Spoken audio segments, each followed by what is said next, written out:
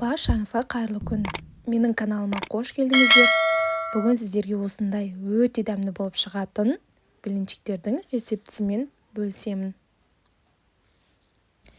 Ең алдымен жұмыртқамызды саламыз.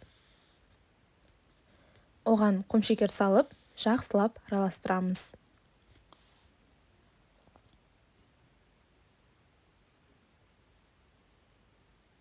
Енді оның үстіне жылы сүтімізді құямыз.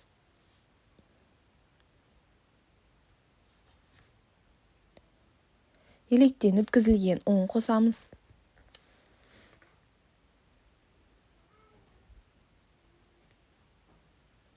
Және қыздар, блинчиктің бір құпиясы қайнаған суға аз содасын қосу. Сонда сіздердің блинчиктеріңіз тесік-тесік болып, өте жіңішке және өте дәмді болып шығады.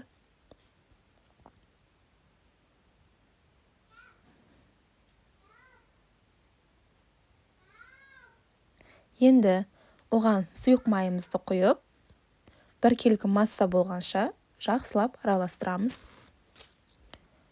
Осындай масса болу керек. Енді табамызды қыздырып, оны орташа отқа қоямыз. Майлап аламыз. Енді тестамызды құйып, қызарғанын күтеміз. Жан жағы сарғая бастаған кезде оны келесі бетке аударамыз.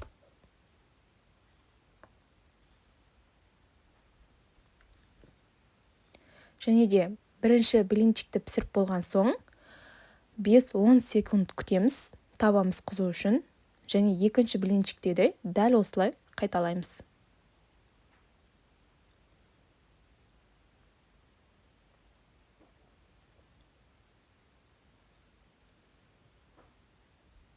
Міне, блинчиктер осылай болып шықты.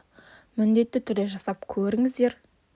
Егер видео ұнаса, лайк басып, каналыма тіркеліңіздер.